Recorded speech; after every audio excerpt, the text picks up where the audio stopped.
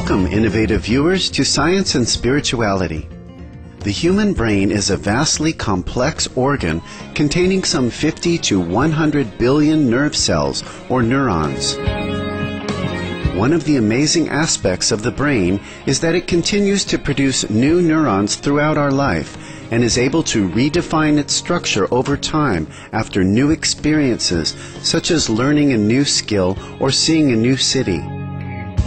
This rearranging of neural pathways is referred to as brain plasticity or neuroplasticity.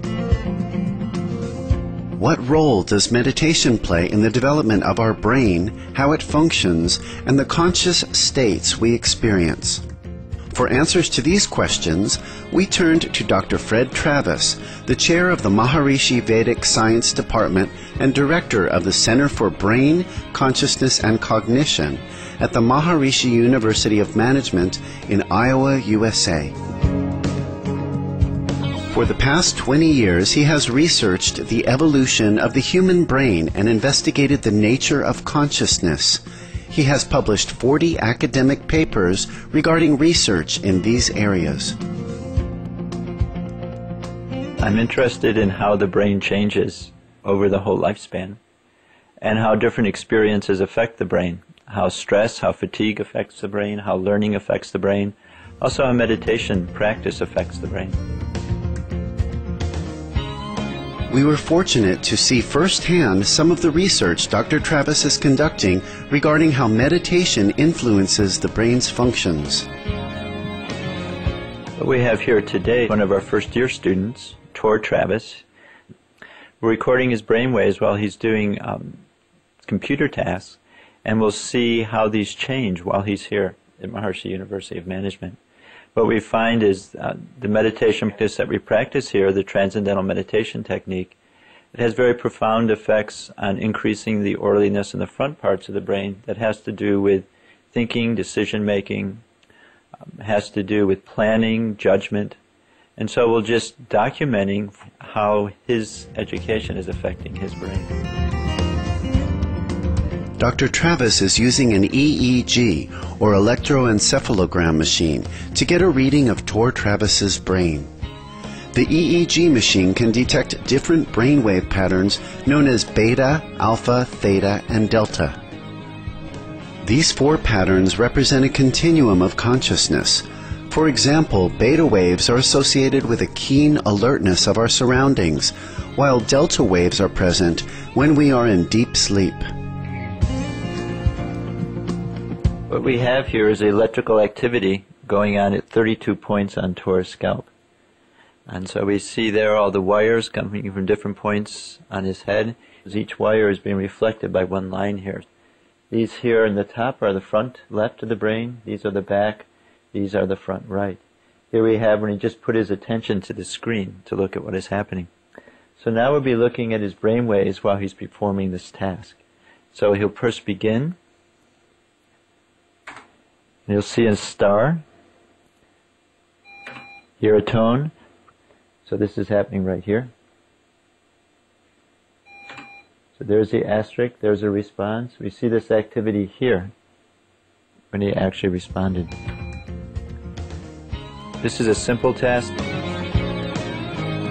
What types of brain waves are present when one is in a state of meditation? A student at the school now points out for us how Tor Travis's brainwaves change. He's now, during this meditation, you can look at different change in his brain pattern. Generally, we can see that it's more calm and more quiet. So it indicates that the activity of the brain becomes subtle. So, yeah, here is typical, it's very low brainwave.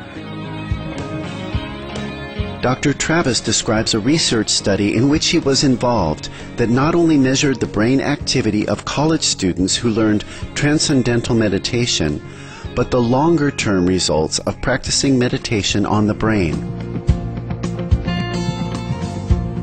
We followed 50 college students, and half of them learned the transcendental meditation practice and half did not.